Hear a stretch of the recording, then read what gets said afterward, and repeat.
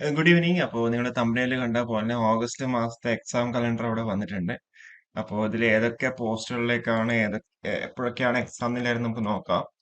അതിലിപ്പോൾ technically main ആയിട്ടുള്ള deputy manager technical, അതായത് ട്രാവൻകൂർ ഷുഗേഴ്സ് ആൻഡ് കെമിക്കൽ ലിമിറ്റഡിലേക്ക് വന്ന നോട്ടിഫിക്കേഷന്റെ എക്സാം ഡേറ്റ് വന്നിട്ടുണ്ട്.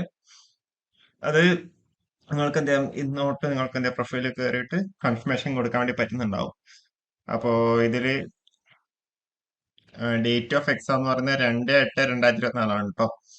2/8, അതായത് ഓഗസ്റ്റ് മാസം 2-ാം തീയതിയാണ് എക്സാം വരുന്നത്. അപ്പോൾ നിങ്ങൾക്ക് ഇന്ന് തൊട്ട് ഇന്നലെ തൊട്ട് ജൂൺ 11-ാം തീയതി വരെ എന്താ കൺഫർമേഷൻ കൊടുക്കാൻ വേണ്ടി പറ്റും. 19-ാം തീയതി തൊട്ട് എന്തായിരിക്കും നിങ്ങൾക്ക് അഡ്മിഷൻ ടിക്കറ്റ് അവൈലബിൾ ആവുന്നുണ്ടാവും. എക്സാം ഡേറ്റ് വന്നുള്ളത് ഓഗസ്റ്റ് 2 ആണ്. 8502 പേര് എന്താ ഇതിന് അപ്ലൈ ചെയ്തിട്ടുണ്ട്. 8502 പേര് ഇതിന് അപ്ലൈ ചെയ്തിട്ടുണ്ട്. അപ്പോ ഇതെന്തായാലും കൺഫർമേഷൻ കൊടുക്കുന്നത് വളരെ കുറവായിരിക്കും. ഏകദേശം 5000-ത്തോളം ആൾക്കാർ മാത്രമേ കൺഫർമേഷൻ കൊടുക്കുള്ളൂ. ബാക്കി 3000-ത്തോളം ആൾക്കാർ കൺഫർമേഷൻ കൊടുക്കില്ല. അത് ഇതിന്റെ സിലബസിലേക്ക് വരാം. അപ്പൊ അതുകൂടാതെ നിങ്ങൾക്കറിയാം, ഇത് ഇലക്ട്രിക്കലുകാർക്കും മെക്കാനിക്കലുകാർക്കും ഒക്കെ അപ്ലൈ വേണ്ടി പറ്റുന്നതാണ് അല്ലെ. അപ്പൊ ഇതിന്റെ സിലബസിലേക്ക് വന്നു കഴിഞ്ഞാൽ ഇലക്ട്രിക്കലിന് 50 മാർക്ക്, ബാക്കി മെക്കാനിക്കലിനും 50 മാർക്ക് എന്നുള്ള രീതിയിലാണ് വന്നേക്കുന്നത്.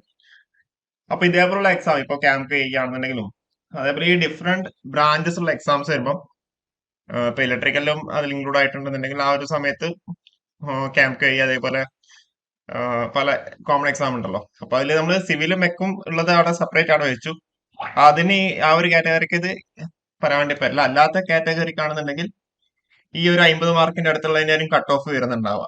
ഓക്കെ, 50 to 60 എന്നുള്ള രീതിയിൽ തന്നെ ആയിരിക്കും കട്ട് ഓഫ് വരുന്നുണ്ടാവുക. കാരണം വെച്ചാൽ എക്സാം ഈസി ആയിരിക്കും മോസ്റ്റ്ലി. അപ്പൊ അല്ലെങ്കിൽ 40 to 60 എന്നുള്ള രീതിയിൽ. അപ്പൊ നിങ്ങൾ ഏറ്റവും ശ്രദ്ധിക്കേണ്ട കാര്യം എന്താണെന്ന് വെച്ച് കഴിഞ്ഞാല്, നിങ്ങൾ ഇലക്ട്രിക്കൽ എഞ്ചിനീയറിംഗിന്റെ സിലബസ് എന്താ നിങ്ങൾ തറവാക്കുക. നിങ്ങളിപ്പോ ഇലക്ട്രിക്കൽ ബ്രാഞ്ച് ആണെന്നുണ്ടെങ്കിൽ ഇലക്ട്രിക്കൽ എഞ്ചിനീയറിംഗ് തറാക്കുക. മെക്കാനിക്കൽ ആണെന്നുണ്ടെങ്കിൽ എന്താ മെക്കാനിക്കൽ ബ്രാഞ്ചിലുള്ള സിലബസ് തറാക്കുക. ഇപ്പൊ ഇലക്ട്രിക്കലിനെ സംബന്ധിച്ചിടത്തോളം ഈ ഇലക്ട്രിക്കലിന്റെ സെയിം സിലബസ് തന്നെയാണ്, മെക്കാനിക്കലിനും അങ്ങനെ തന്നെ ആയിരിക്കും. അപ്പോ നിങ്ങളിപ്പം ശ്രദ്ധിക്കേണ്ട കാര്യം, നമ്മുടെ കട്ട് ഓഫ് എന്ന് വെച്ചാൽ 40-നും 60-നും ഇടയ്ക്കായിരിക്കും മോസ്റ്റ് പ്രോബ്ലി ഉണ്ടാവുക എക്സാം ഈസി ആണെന്നുണ്ടെങ്കിൽ. ഓക്കെ, അപ്പൊ അങ്ങനെ ആകുമ്പോൾ എന്താ നിങ്ങൾ ഇതൊക്കെ പഠിക്കുക. ഇത് പറഞ്ഞിരിക്കുന്ന ഇലക്ട്രിക് സർക്യൂട്ട്സിന്റെ മൊഡ്യൂള്, ഡി സി അതായത് മെഷീൻസിന്റെ മൊഡ്യൂള്, മെഷീൻസ് എല്ലാം വരുന്നുണ്ടല്ലോ. ഡി സി മെഷീൻസ് ഉണ്ട്, ഇൻഡക്ഷൻ മെഷീൻസ് ഉണ്ട്, സിഗ്നസ് മെഷീൻസ് ഉണ്ട്, ട്രാൻസ്ഫോമേഴ്സ് ഉണ്ട്, പിന്നെ പവർ സിസ്റ്റം ഉണ്ട്, മെഷർമെന്റ്സ് ഉണ്ട്, ഇലക്ട്രോണിക്സ്. ഇതാണ് 5 മൊഡ്യൂൾ. 5 module 50 mark. അപ്പൊ ഇതെന്താ നിങ്ങൾ തറവായി നിൽക്കുക. ഓക്കെ, അപ്പോ മെക്കാനിക്കലിന്റെ കേസ് നിങ്ങൾ ശ്രദ്ധിക്കേണ്ട കാര്യം എന്ന് വെച്ചാൽ, നിങ്ങൾ മെക്കാനിക്കൽ ഇപ്പോൾ ലേറ്റസ്റ്റ് ആയിട്ട് നടന്ന മെക്കാനിക്കൽ എക്സാമിന്റെ എന്താ PSCന്റെ ക്വസ്റ്റ്യൻ പേപ്പർ നിങ്ങൾ നോക്കുക. ഓക്കെ, PSCയുടെ ക്വസ്റ്റ്യൻ പേപ്പർ നോക്കുക. അത് കൂടാണ്ട് അതിന്റെ സിലബസും കൂടി ജസ്റ്റ് ഒന്ന് നോക്കുക.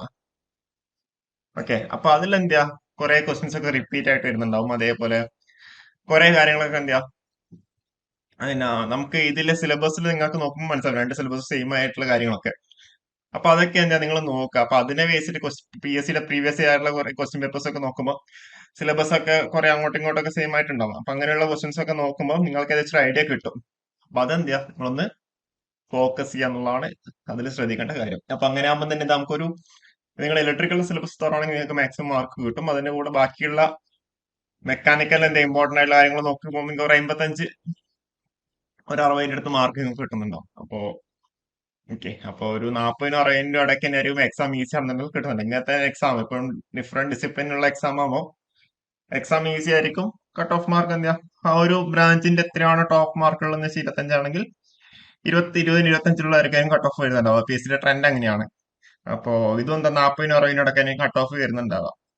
ഓക്കെ, നമ്മളിപ്പോ നേരെ മറിച്ച് സിവിലും മെക്കൊക്കെ ആണെന്നുണ്ടെങ്കിൽ നമുക്ക് ഈ ഒരു ട്രെൻഡ് പറയാൻ വേണ്ടി പറ്റില്ല കേട്ടോ. സിവിലിനും മെക്കിനും ഇപ്പം KWA ആണെന്നുണ്ടെങ്കിൽ നമുക്ക് ഈ ഒരു ട്രെൻഡ് ഒരിക്കലും പറയാൻ വേണ്ടി പറ്റില്ല. കാരണം വെച്ചാൽ സിവിലിനും മെക്കിന്റെ കേസിൽ കോമൺ ആയിട്ടുള്ള കുറെ സബ്ജക്ട്സ് ഉണ്ട്. ഓക്കെ, കോമൺ ആയിട്ടുള്ള കുറെ സബ്ജക്ട്സ് ഉണ്ട്. ഇപ്പൊ KWA ഒക്കെ ആണെന്നുണ്ടെങ്കിൽ എന്താ അതിനൊക്കെ നല്ല ഹൈ കട്ട് ഓഫ് ഉണ്ടായിരുന്നേ. ഇപ്പം ഇലക്ട്രിക്കലും ഇലക്ട്രോണിക്സും ആണെന്നുണ്ടെങ്കിൽ നമുക്ക് എന്താ ഈ ഒരു രീതിയിൽ നമുക്ക് കട്ട് ഓഫ് വരാൻ വേണ്ടി പറ്റില്ല. കാരണം വെച്ചാൽ കോമൺ ആയിട്ടുള്ള കുറെ സബ്ജക്ട്സ് ഉണ്ട് അല്ലെ. അപ്പൊ ഇത് രണ്ട് സബ്ജക്ട്സും തമ്മിലൊരു രണ്ട് ബ്രാഞ്ച് തമ്മിൽ എന്താ ഒരു ബന്ധം ഇല്ലാത്ത ആയതുകൊണ്ട് എന്താ നമുക്ക് ഈ ഒരു രീതിയിലുള്ള കട്ട് ഓഫ് നമുക്ക് പ്രെഡിക്റ്റ് ചെയ്യാൻ വേണ്ടി പറ്റും. പിന്നെ അതേപോലെ ഇതിലിപ്പോ വേക്കൻസി എന്താ ഒരു ഫാക്ടറാണ്. ഓക്കെ, അപ്പോ നോക്കാം ഏതായാലും. അപ്പോൾ നിങ്ങളെ സൈഡിൽ നിന്ന് ഞാൻ മാക്സിമം എഫേർട്ടും കാര്യങ്ങളൊക്കെ എടുക്കാം, മാക്സിമം പ്രിപ്പയർ ചെയ്യാം. ഈ ഒരു എയുടെ സിലബസ് നിങ്ങൾക്ക് അറിയുന്നത് തന്നെയായിരിക്കും. അപ്പൊ നിങ്ങൾ എന്തെങ്കിലും കൂടി തറവാക്കിയിട്ട് എന്താ പഠിക്കുക എന്നുള്ളതാണ് ഏറ്റവും ശ്രദ്ധിക്കേണ്ട കാര്യം. ഓക്കെ, അപ്പൊ ഈ ഒരു വീഡിയോ നമുക്ക് വൈൻഡപ്പ് ചെയ്യാം. Okay, thank you.